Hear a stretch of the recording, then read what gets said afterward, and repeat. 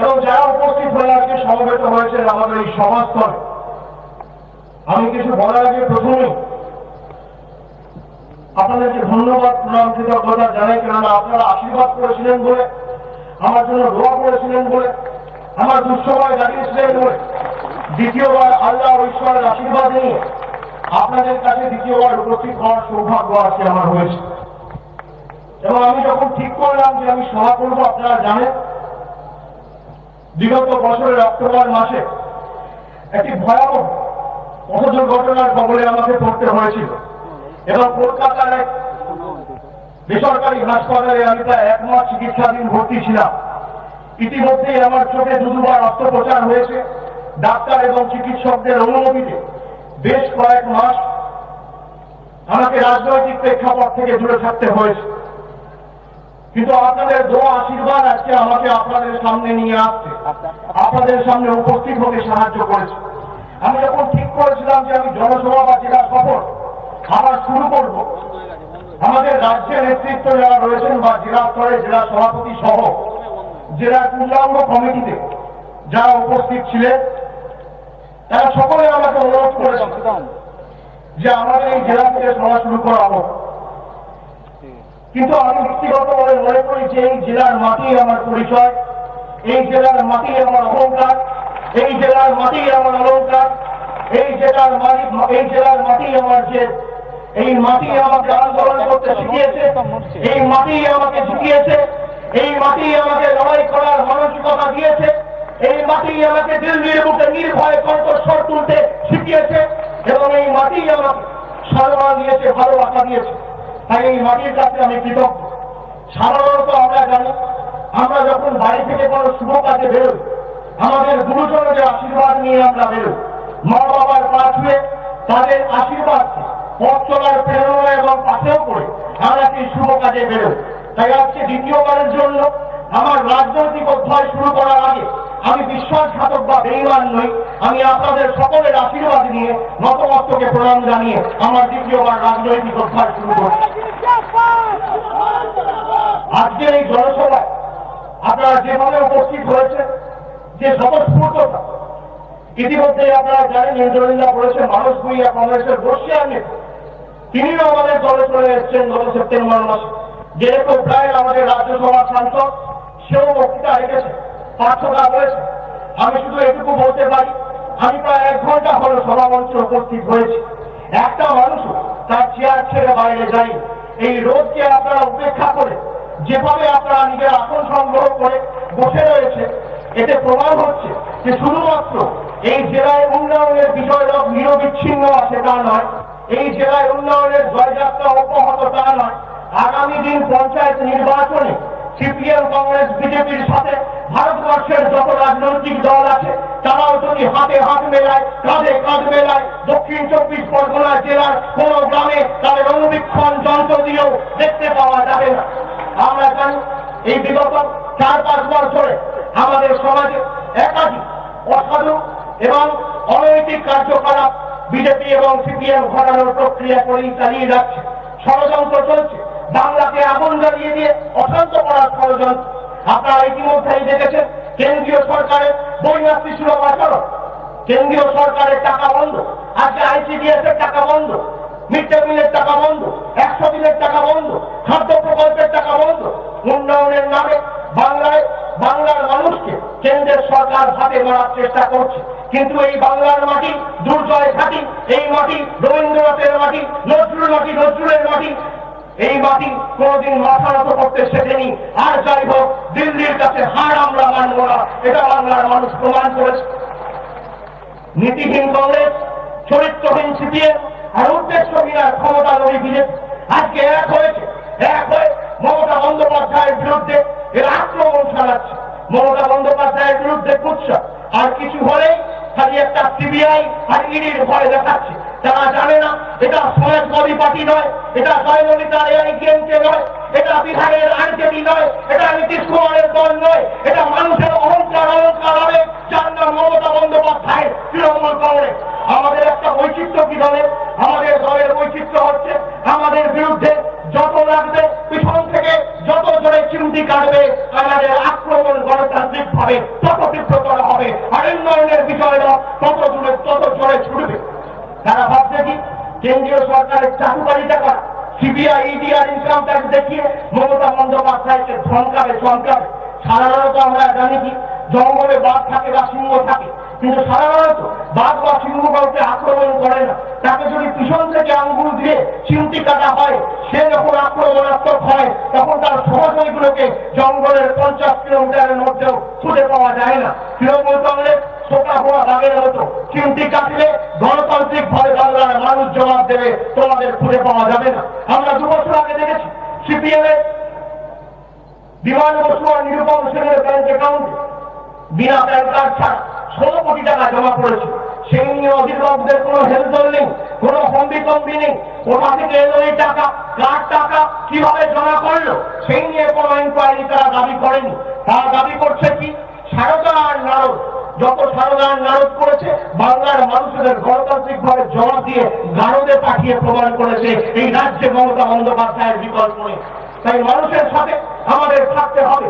এবং আমি মনে করি মানুষ যদি চায় মমতা বন্দ্যোপাধ্যায়কে আরো 50 বছর তৃণমূল কংগ্রেসকে বাংলার নয়নের মনি করে এই বাংলার আন্দোলনটা রাখবে। আমরা দেখেছি বিগত নির্বাচনে উৎসাহ জবাব বাংলার মানুষ উন্নয়নের মাধ্যমে দিয়েছে। বাংলার মানুষ আজকে সিপিএম কংগ্রেসের অনৈতিক জোটকে প্রত্যাখ্যান করেছে। ধারাবাহিকভাবে তৃণমূল কংগ্রেসের 211টি আসনে প্রার্থীদের জিতিয়ে দ্বিতীয়বার মামাটি মানুষের সরকার করেছে। ভুলে গেছে মমতা, বলেছে সততা, বলেছে জনতা, এসেছে মমতা। মমতা বন্দ্যোপাধ্যায়ের সরকার দ্বিতীয়বারের জন্য বাংলার মাটিতে প্রতিষ্ঠা করেছে। আমরা দেখেছি আমরা যে উন্নয়নের কাজ করেছি, ভারতবর্ষের যে কটা রাজ্য আছে বা কেন্দ্রের সরকার তারা 5% হিসেব দিতে পারবে না। আমাদের সরকার বিগত 5 বছরে 10,000 কিলোমিটারের বেশি রাস্তা করেছে। আমাদের সরকার হাসপাতালে 7,000-এর বেশি বেড বৃদ্ধি করেছে, শয্যা বৃদ্ধি করেছে। আমাদের সরকার 40 লক্ষ সবুজ সাথী সাইকেল প্রদান করেছে। আমাদের সরকার 8 কোটি মানুষকে খাদ্য সুরক্ষার আওতায় নিয়ে আসছে। আমরা যা করেছি। আমাদের সাথে বিজেপির তুলনা হয় না। মমতা বন্দ্যোপাধ্যায় কথা দিয়েছে, মমতা বন্দ্যোপাধ্যায় কথা রেখেছে। আর আগে সিপিএম আসতো, মাথায় রাখবেন, ছদ্মবেশে এসে বাংলার মানুষকে খুন করে, ধর্ষণ করে, লাঞ্ছিত বঞ্চিত করে মাটির তলায় পুঁতে দিয়ে চলে যেত ছদ্মবেশী সিপিএম। আর এখন এসছে পদ্মবেশী বিজেপি। আগে আমরা বাসে বা ট্রামে উঠলে দেখতেন বড় বড় অক্ষরে সিটের উপর লেখা থাকতো পকেট মার হইতে সাবধান। আপনারা আপনাদের বাড়ি, পাড়া, এলাকা এবং অঞ্চলে হোর্ডিং করুন, পোস্টার করুন, বড় বড় অক্ষরে দেখুন ছদ্মবেশী আর পদ্মবেশী হইতে সাবধান। এদের বাংলার মানুষ আর কোনদিন বিশ্বাস করবে না। এরা বিশ্বকর সাপের মতো, কয়লাকে যেমন নিংড়ালে মুসড়ালে কয়লার রং সাদা হয় না, বিজেপি আর সিপিএম ও তাই। এরা কোনদিন পাল্টাবে না। এদের লক্ষ্য কি? খালি গদি আর একদিকে মোদি, মধ্যেখানে মানুষগুলোর কোনো গুরুত্ব এদের চোখে নেই। ইতিমধ্যেই নোটবন্দির কারণে আমাদের দেশে প্রায় 150 জনের বেশি মানুষ মারা গেছে।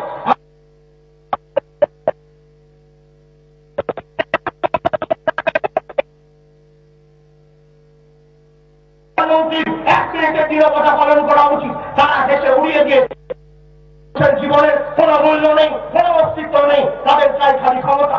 নেতাজি সুভাষচন্দ্র বোস বলেছিল, তুমি আমায় রক্ত দাও, আমি তোমার স্বাধীনতা দেবো। আর এদের দল বলে, তুমি আমায় গদি দাও, আমি তোমাদের রক্তস্নাত বাংলা দেবো। একদিকে বলছে ভারত মাতার জয়, আর একদিকে মায়েদের কোল থেকে সন্তান চুরি করে নিয়ে পাচার করছে। এদের কোন অস্তিত্ব বাংলার মাটিতে দয়া করে রাখবেন না।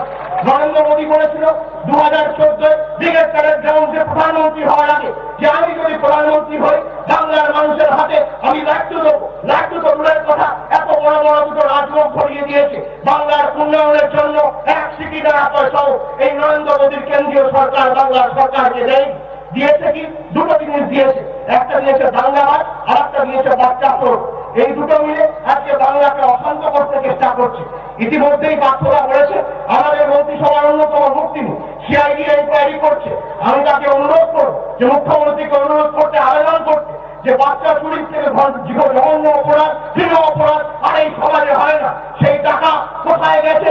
আমাদের সমাজের কুলসিত কলঙ্কিত দ্রৌপদী না পঞ্চপাণ্ডবের পকেটে টাকা ঢুকেছে, তার তদন্ত হওয়া দরকার এবং কত ফলে কত হই তার প্রমাণ হওয়া দরকার।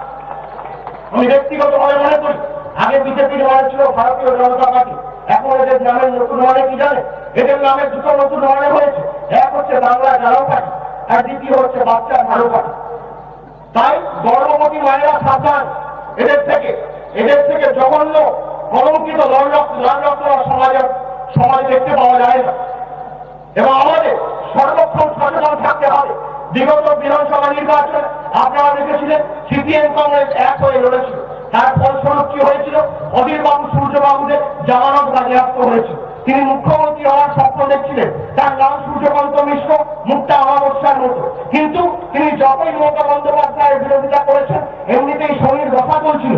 রাহুল গান্ধীর দলের সাথে হাত মেলানোর পর রাহুল দশাও সংযোজিত হয়েছে। তাই শনির দশা আর রাহুল দশা, যত উন্নয়নের বিরোধিতা করেছে তত এই শনি আর রাহুল দশা দীর্ঘায়িত হয়েছে। যারা ক্ষমতায় আসবে বলে স্বপ্ন দেখছিল, সেই দলের জোটের মুখ্যমন্ত্রী পদপ্রার্থী সূর্যকান্ত মিশ্র নারায়ণগড়ে আমাদের তৃণমূল কংগ্রেসের প্রার্থী প্রদ্যোৎ ঘোষের কাছে প্রায় 14,000 ভোটে পরাজিত হয়েছে। এই তো তাদের অবস্থা। এরা আবার বড় বড় কথা বলে। সিপিএম আর কংগ্রেসের বিয়ে হয়েছিল, আমি বলেছিলাম এই শতাব্দীর সেরা বিয়ে। সিপিএম পাত্র আর পাত্রী হচ্ছে কংগ্রেস। এই বিয়েতে বাংলার সকল মানুষ গেছে, বিনা উপহারে কবজি ডুবিয়ে খেয়ে এসছে, কিন্তু কোনো উপহারও দেয়নি। আর কোনো কলঙ্কিত লাল রক্ত এই বিয়ের ফলে আমাদের বাংলার মাটিতে জন্মানোর সাহস দেখাতে পারেনি। আমি আমার বক্তব্য দীর্ঘায়িত করবো না। ইতিমধ্যে আপনারা অনেকক্ষণ ধরে প্রায় 4 ঘন্টা 5 ঘন্টা ধরে অপেক্ষা করে আপনারা সবার ফলে রয়েছে। আমি শুধু বলবো, হিন্দু আর মুসলমানের মধ্যে কোনো ফরক নেই, হিন্দু বা মুসলমানের মধ্যে কোনো বিভাজন আমাদের সমাজের নেই। আমি একজন হিন্দু, আমার ধর্ম সবাইকে নিয়ে একসাথে নিয়ে সর্বধর্ম সমন্বয়ের কথা শেখা। আমি মনে করি হিন্দু ধর্মের সব থেকে বড় প্রচারকের নাম হচ্ছে স্বামী বিবেকানন্দ। সেই স্বামী বিবেকানন্দ 19বিংশ শতাব্দীর শেষ প্রান্তে দাঁড়িয়ে পড়েছিল, কে কি খাবে, স্বাধীনতা থাকা দরকার। খাদ্যে স্বাধীনতা চাই, শিক্ষায় স্বাধীনতা চাই, বাক স্বাধীনতা চাই, বিবাহের স্বাধীনতা চাই, সমাজে স্বাধীনতা চাই। আর আজকে কে কি খাবে, কে কি পড়বে, কে কোথায় যাবে, কে কোথায় হাঁটবে, বিজেপি সরকার ঠিক করবে। আমার ব্যাংকে গচ্ছিত টাকা কত টাকা জমা পড়বে আর কত টাকা আমি তুলবো, সেটা নরেন্দ্র মোদী সরকার নিদান দেবে। এর থেকে ঘৃণতর কিছু হতে পারে না, এর থেকে নোংরা কিছু হতে পারে না, এর থেকে অপমানজনক কিছু হতে পারে না। আমি মনে করি পরাধীন ভারতেও ভারতবাসী বা দেশবাসীকে বা বাংলাবাসীকে এমন দিন দেখতে হয়নি যা বিজেপি সরকারের আমলে আমাদের দেখতে হয়েছে। কিন্তু আমরা ছেড়ে কথা বলবো না। আমাদের নেত্রীর নেতৃত্বে বৃহত্তর আন্দোলন আমরা দিল্লির বুকে গড়ে তুলেছি। মাথায় রাখবেন, আমাদের নেত্রীর নেতৃত্বে আজকে সাংসদ থেকে শুরু করে রাষ্ট্রপতি ভবন অব্দি আমরা মিছিল করেছি, রাষ্ট্রপতির কাছে দাবি রেখেছি। এবং শুধু তাই নয়, আমাদের সাংসদ, লোকসভা এবং রাজ্যসভার সাংসদেরা প্রধানমন্ত্রী দপ্তর, প্রধানমন্ত্রীর বাড়ির বাইরেও বিক্ষোভ দেখিয়েছে, রিজার্ভ ব্যাংকের বাইরেও বিক্ষোভ দেখিয়েছে। বাংলার মানুষের পেটে যদি আঘাত পড়ে আমরা ছেড়ে কথা বলবো না। এটাই আমাদের লক্ষ্য এবং এটাই আমাদের বৈশিষ্ট্য।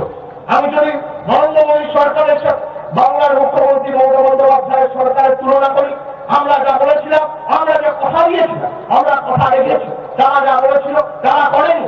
আমরা বলেছিলাম আমরা ক্ষমতায় আসার পর, সরকার প্রতিষ্ঠা করার পর সিঙ্গুরের জমি ফিরিয়ে দেবো, আমরা দিয়েছি। তারা বলেছিল কালো টাকা ফিরিয়ে আনবো, আনেনি। আমরা বলেছিলাম গ্রামে গ্রামে নিরবিচ্ছিন্ন বিদ্যুৎ পরিষেবা আমরা পৌঁছে দেবো, আমরা দিয়েছি। তারা বলেছিল প্রত্যেক ভারতীয় ব্যাংক অ্যাকাউন্টে আমরা 15 লক্ষ টাকা দেবো, তারা দেয়নি। আমরা বলেছিলাম 2 টাকা কিলো চাল, 2 টাকা কিলো গম বাংলার মানুষের বাড়িতে বাড়িতে পাতে পাতে পৌঁছে দেবো। তারা বলেছিল উন্নয়নের হয়ে আমরা বাংলায় কাজ করবো, করেনি। আমাদের সরকার সুদীপ্ত সেনের মতো প্রতারককে কাশ্মীরের কার্গিল প্রান্ত থেকে গলা তুলে গ্রেফতার করে জেলে ঢুকিয়েছে। আর তাদের সরকার বিজয় মালিয়ার মতো প্রতারকদের বাংলার মানুষ, ভারতবর্ষের মানুষ 10,000 কোটি টাকা তিনি মেরে দিয়ে সর্বসন্ত করে দিয়ে গেছে দেশকে, তাকে দেশ ছেড়ে পালিয়ে যেতে সুযোগ করে দিয়েছে। এই হচ্ছে বিজেপি আর এই হচ্ছে তৃণমূলের মধ্যে পার্থক্য। আমাদের নেত্রী একজন, এবং মাথায় রাখবেন আমাদের দলের যারাই আছে সকলে কর্মী, পুরোনো দিনের কর্মীরা মাথায় রাখবেন। হতাশ হওয়ার কোনো কারণ নেই যে নতুন যারা আসছে তারা সুযোগ পাচ্ছে, আমরা কেন পাচ্ছি না, আমরা কেন সম্মান পাচ্ছি না। কোনদিন এটা ভাববেন না আপনারা দেশের জন্য লড়ছেন। মমতা বন্দ্যোপাধ্যায়ের পরে এই দলের আসনটা আপনাদের জন্য রাখা থাকলো, এটা আপনারা মাথায় রাখবেন। এবং সাম্প্রতিককালে একটি ইলেকট্রনিক মিডিয়াতে মমতা বন্দ্যোপাধ্যায়ের সাক্ষাৎকারেও আপনারা দেখেছেন, তিনি নিজেই কর্মী বলেছেন। আমার প্রসঙ্গ উঠতে সঞ্চালক যখন আমার কথা জিজ্ঞেস করলেন, তিনি বললেন অভিষেক দাস বল ওয়ার্কার, মানে আমার দলের ক্ষুদ্র কর্মী অভিষেক। এতে আমি গৌরবান্বিত হয়েছি, সম্মানিত হয়েছি। আমি মনে করি তৃণমূলের সম্পদ, তৃণমূলের বুথের কর্মী কর্মীরা তারাই দল চালায়, তারাই লড়াই করে, তারাই আন্দোলন করে, তারাই রক্ত দেয়, তারাই প্রাণ দেয়, তারাই সংহতি রক্ষা করে। তাই তৃণমূল কংগ্রেসের কর্মী মানে মমতা বন্দ্যোপাধ্যায়ের পরের স্থানটা বলে আপনাদের সকলে এই কথাটা মাথায় রাখবে। আসুন আমরা সকলে মিলে যেভাবে লড়াই করেছিলাম, পঞ্চায়েত 1 বছরের মধ্যে আমাদের জেলায় হবে। এই জেলা সেই জেলা যে পরিবর্তনের প্রথম চাকা 2008 সালে ঘুরিয়েছিল। আমাদের মাথায় রাখতে হবে, এমন ভাবে লড়াই করবেন সিপিএম, কংগ্রেস, বিজেপি কেন যত রাজনৈতিক দল আছে এক ছাতার তলায় এলেও এদের জামানত বাজেয়াপ্ত বুঝে সবাইকে করতে হবে। আপনারা সকলে সেইভাবে লড়াই করুন এবং আমার এই কথাই সবাই কানে কানে মিলিয়ে ঐক্যবদ্ধ হয়ে লড়বে। মমতা বন্দ্যোপাধ্যায়ের ছবিকে সামনে রেখে, দলের চিহ্নকে, প্রতীক চিহ্নকে সামনে রেখে উন্নয়নের পরিষেবা এবং উন্নয়নমূলক কাজের কথা আমরা বাংলার মানুষের দ্বারে দ্বারে পৌঁছে দেব। মানুষের পাশে থাকবো, নিবিড় এবং আরো বৃহত্তর জনসংযোগ আমাদের সকলকে গড়ে তুলতে হবে এবং মানুষের কাছে পৌঁছে গিয়ে মানুষের কথা বলে মানুষের পাশে থেকে আমরা এই বাংলার সোনালী দিন যেভাবে ফিরিয়ে আনছি একইভাবে আমরা অব্যাহত ও অখণ্ড রাখবো। আপনাদের সকলকে আরেকবার ধন্যবাদ দিয়ে, প্রণাম জানিয়ে, সালাম জানিয়ে, কৃতজ্ঞতা জানিয়ে এবং নববর্ষের আরাম শুভেচ্ছা, অভিনন্দন, ভালোবাসা জানিয়ে, নববর্ষের শ্রদ্ধা, প্রণাম, অভিনন্দন জানিয়ে আমি আজকে আমার বক্তব্য এখানেই শেষ করলাম। সকলে ভালো থাকবেন, সুস্থ থাকবেন। জয় হিন্দ, বন্দে মাতরম। তৃণমূল কংগ্রেস জিন্দাবাদ, মমতা বন্দ্যোপাধ্যায় জিন্দাবাদ। ডায়মন্ড হারবারে তৃণমূলের জনসভা দুর্ঘটনার পর প্রথম জনসভায় বক্তব্য রাখছিলেন সাংসদ অভিষেক বন্দ্যোপাধ্যায়। জনগণের আশীর্বাদে রাজনীতিতে ফিরেছেন, আমার দুঃসময়ে আমার পাশে ছিল মানুষ, ধন্যবাদ জানিয়েছেন তিনি। ডায়মন্ড হারবারে কামব্যাক সভায় বলেন অভিষেক বন্দ্যোপাধ্যায় কেন্দ্রকে নিশানা। অভিষেকের পঞ্চায়েত নির্বাচনে সকলকে পরাস্ত করার ডাক দিলেন সাংসদ অভিষেক বন্দ্যোপাধ্যায়। দিল্লির কাছে হার মানব না প্রত্যয়ী অভিষেক বন্দ্যোপাধ্যায়। সিবিআই দেখে চমকানো যাবে না। পাশাপাশি সিঙ্গুরের জমি ফরিয়ে দিয়েছে রাজ্য সরকার, সরকার কথা রেখেছে। বাংলাকে অশান্ত করার চেষ্টা করছে বিরোধীরা। শিশু পাচার কাণ্ডে পাশাপাশি তোপ দাগলেন বিজেপিকে।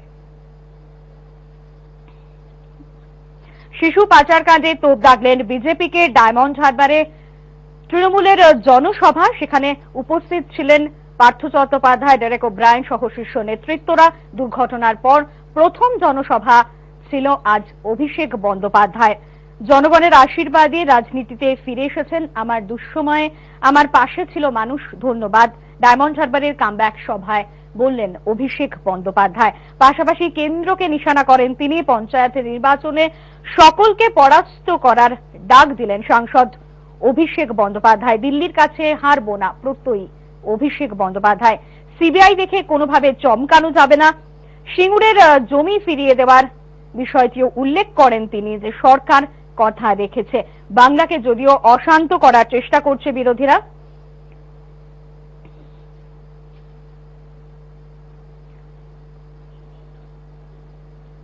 অভিষেক বন্দ্যোপাধ্যায় প্রথম জনসভা ছিল ডায়মন্ড হারবারে আজ, তার ঠিকই বলেন, আরো একবার শুনবো। বলেছে জনতা, এসেছে মমতা। মমতা বন্দ্যোপাধ্যায় সরকার দ্বিতীয়বারের জন্য বাংলার মাটিতে প্রতিষ্ঠা করেছে। আমরা দেখেছি, আমরা যে উন্নয়নের কাজ করেছি, ভারতবর্ষের যে কটা রাজ্য আছে বা কেন্দ্রের সরকার তারা 5% হিসেব দিতে পারবে না। আমাদের সরকার বিগত 5 বছরে 10,000 কিলোমিটারের বেশি রাস্তা করেছে। আমাদের সরকার হাসপাতালে 27,000-এর বেশি বেড বৃদ্ধি করেছে, শয্যা বৃদ্ধি করেছে। আমাদের সরকার 40 লক্ষ সবুজ সাথী সাইকেল প্রদান করেছে। আমাদের সরকার 8 কোটি মানুষকে খাদ্য সুরক্ষার আওতায় নিয়ে আসছে। আমরা যা বলেছি করেছি, আমাদের সাথে বিজেপির তুলনা হয় না। মমতা বন্দ্যোপাধ্যায় কথা দিয়েছে, মমতা বন্দ্যোপাধ্যায় কথা রেখেছে। আর আগে সিপিএম আসতো, মাথায় রাখবেন, ছদ্মবেশে এসে বাংলার মানুষকে খুন করে, ধর্ষণ করে, লাঞ্ছিত বঞ্চিত করে মাটির তলায় পুঁতে দিয়ে চলে যেত। ছদ্মবেশী সিপিএম, আর এখন হচ্ছে পদ্মবেশী বিজেপি। আগে আমরা গাছে বা চালে উঠলে দেখতেন বড় বড় অক্ষরে চিঠের উপর লেখা থাকতো, পকেট মার হইতে সাবধান। আপনারা আপনাদের বাড়ি, পাড়া, এলাকা এবং অঞ্চলে অঞ্চলে হোর্ডিং করুন, পোস্টার করুন, বড় বড় অক্ষরে দেখুন, ছদ্মবেশী আর পদ্মবেশী হইতে সাবধান। এদের বাংলার মানুষ আর কোনদিন বিশ্বাস করবে না। এরা বিশ্বকর সাপের হতো। কয়লাকে যেমন নিংড়ালে মুসড়ালে কয়লার রং সাদা হয় না, বিজেপি আর সিপিএম ও তাই, এরা কোনোদিন পাল্টাবে না। এদের লক্ষ্য কি? খালি গদি আর একদিকে মোদী, মধ্যেখানে মানুষগুলোর কোনো গুরুত্ব এদের চোখে নেই। ইতিমধ্যেই নোটবন্দির কারণে আমাদের দেশে প্রায় 150 জনের বেশি মানুষ মারা গেছে।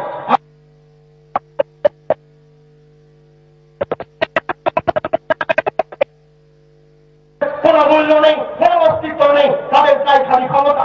নেতাজি সুভাষচন্দ্র বোস বলেছিল, তুমি আমায় রক্ত দাও, আমি তোমার স্বাধীনতা দেবো। আর এদের দল বলে, তুমি আমায় গদি দাও, আমি তোমাদের রক্তস্নাত বাংলা দেবো। একদিকে বলছে ভারত মাতার জয়, আর একদিক দিকে মায়েদের কোল থেকে সন্তান চুরি করে নিয়ে পাচার করছে। এদের কোনো অস্তিত্ব বাংলার মাটিতে দয়া করে রাখবেন না।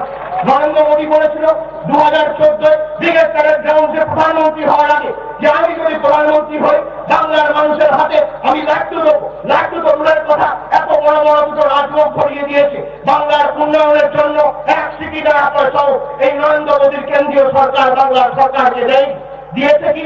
দুটো জিনিস দিয়েছে, একটা দিয়েছে দাঙ্গাবাজ, আর একটা দিয়েছে বাচ্চা চোর। এই দুটো মিলে আজকে বাংলাকে অশান্ত করতে চেষ্টা করছে। ইতিমধ্যেই বাচ্চারা বলেছে আমাদের মন্ত্রিসভার অন্যতম মুক্তি সিআইডি ইনকোয়ারি করছে। আমি তাকে অনুরোধ করব যে মুখ্যমন্ত্রীকে অনুরোধ করতে, আবেদন করতে, যে বাচ্চা চুরির থেকে জঘন্য অপরাধ, ঘৃণ্য অপরাধ আর এই সমাজে হয় না। সেই টাকা কোথায় গেছে? আমাদের সমাজের কুলসিত কলঙ্কিত দ্রৌপদী না পঞ্চপাণ্ডবের পকেটে টাকা ঢুকেছে, তার তদন্ত হওয়া দরকার এবং কত ফলে কত বই তা প্রমাণ হওয়া দরকার। আমি ব্যক্তিগতভাবে মনে করি আগে বিজেপির মানে ছিল ভারতীয় জনতা পার্টি, এখন এদের নামের নতুন মানে কি জানে? এদের নামের দুটো নতুন মানে হয়েছে। এক হচ্ছে বাংলা ঝাড়ু পার্টি, আর দ্বিতীয় হচ্ছে বাচ্চা ঝাড়ু পার্টি। তাই গর্ভবতী মায়েরা সাবধান, এদের থেকে জঘন্য কলঙ্কিত লাল সমাজে দেখতে পাওয়া যায় না। এবং আমাদের সর্বক্ষণ সচেতন থাকতে হবে। বিগত বিধানসভা নির্বাচনে আপনারা দেখেছিলেন সিপিএম কংগ্রেস এক হয়ে লড়েছিল। তার ফলস্বরূপ কি হয়েছিল? অধীর বাবু সূর্যবাবুদের জামানত বাজেয়াপ্ত হয়েছিল। তিনি মুখ্যমন্ত্রী হওয়ার স্বপ্ন দেখছিলেন। তার নাম সূর্যকান্ত মিশ্র, মুখটা অমাবস্যার মতো। কিন্তু তিনি যতই মমতা বন্দ্যোপাধ্যায়ের বিরোধিতা করেছেন, এমনিতেই শনির দশা চলছিল। রাহুল গান্ধীর দলের সাথে হাত মেলানোর পর রাহুল দশাও সংযোজিত হয়েছে। তাই শনির দশা আর রাহুল দশা যত উন্নয়নের বিরোধিতা করেছে, তত এই শনি আর রাহুল দশা দীর্ঘায়িত হয়েছে। যারা ক্ষমতায় আসবে বলে স্বপ্ন দেখছিল, সেই দলের জোটের মুখ্যমন্ত্রী পদপ্রার্থী সূর্যকান্ত মিশ্র নারায়ণগড়ে আমাদের তৃণমূল কংগ্রেসের প্রার্থী প্রদ্যোৎ ঘোষের কাছে প্রায় 14,000 ভোটে পরাজিত হয়েছে। এই তো দলের অবস্থা। এরা আবার বড় বড় কথা বলে। সিপিএম আর কংগ্রেসের বিয়ে হয়েছিল, আমি বলেছিলাম এই শতাব্দীর সেরা বিয়ে। সিপিএম পাত্র আর পাত্রী হচ্ছে কংগ্রেস। এই বিয়েতে বাংলার সকল মানুষ গেছে, বিনা উপহারে কবজি ডুবিয়ে খেয়ে এসছে, কিন্তু কোনো উপহারও দেয়নি। আর কোনো কলঙ্কিত লাল রক্তম এই বিয়ের ফলে আমাদের বাংলার মাটিতে জন্মানো সাহস দেখাতে পারেনি। আমি আমার বক্তব্য দীর্ঘায়িত করবো না। ইতিমধ্যে আপনারা অনেকক্ষণ ধরে প্রায় 4 ঘন্টা 5 ঘন্টা করে অপেক্ষা করে আপনারা সবার ফলে রয়েছে। আমি শুধু বলবো, হিন্দু আর মুসলমানের মধ্যে কোনো ফরক নেই। হিন্দু বা মুসলমানের মধ্যে কোনো বিভাজন আমাদের সমাজের নেই। আমি একজন হিন্দু, আমার ধর্ম সবাইকে নিয়ে একসাথে নিয়ে সর্বধর্ম সমন্বয়ের কথা শেখা। আমি মনে করি হিন্দু ধর্মের সব থেকে বড় প্রচারকের নাম হচ্ছে স্বামী বিবেকানন্দ। সেই স্বামী বিবেকানন্দ 19বিংশ শতাব্দীর শেষ প্রান্তে দাঁড়িয়ে পড়েছিল, কে কি খাবে স্বাধীনতা থাকা দরকার। খাদ্যে স্বাধীনতা চাই, শিক্ষায় স্বাধীনতা চাই, বাক স্বাধীনতা চাই, বিবাহে স্বাধীনতা চাই, সমাজে স্বাধীনতা চাই। আর আজকে কে কি খাবে, কে কি পড়বে, কে কোথায় যাবে, কে কোথায় হাঁটবে, বিজেপি সরকার ঠিক করবে। আমার ব্যাংকে গচ্ছিত টাকা কত টাকা জমা পড়বে আর কত টাকা আমি তুলবো, সেটা নরেন্দ্র মোদী সরকার নিদান দেবে। এর থেকে ঘৃণতর কিছু হতে পারে না, এর থেকে নোংরা কিছু হতে পারে না, এর থেকে অপমানজনক কিছু হতে পারে না। আমি মনে করি পরাধীন ভারতেও ভারতবাসী বা দেশবাসীকে বা বাংলাবাসীকে এমন দিন দেখতে হয়নি যা বিজেপি সরকারের আমলে আমাদের দেখতে হয়েছে। কিন্তু আমরা ছেড়ে কথা বলবো না। আমাদের নেত্রীর নেতৃত্বে বৃহত্তর আন্দোলন আমরা দিল্লির মুখে গড়ে তুলেছি। মাথায় রাখবেন, আমাদের নেত্রীর নেতৃত্বে আজকে সাংসদ থেকে শুরু করে রাষ্ট্রপতি ভবন অব্দি আমরা মিছিল করেছি, রাষ্ট্রপতির কাছে দাবি রেখেছি। এবং শুধু তাই নয়, আমাদের সাংসদ লোকসভা এবং রাজ্যসভার সাংসদেরা প্রধানমন্ত্রী দপ্তর, প্রধানমন্ত্রীর বাড়ির বাইরেও বিক্ষোভ দেখিয়েছে, রিজার্ভ ব্যাংকের বাইরেও বিক্ষোভ দেখিয়েছে।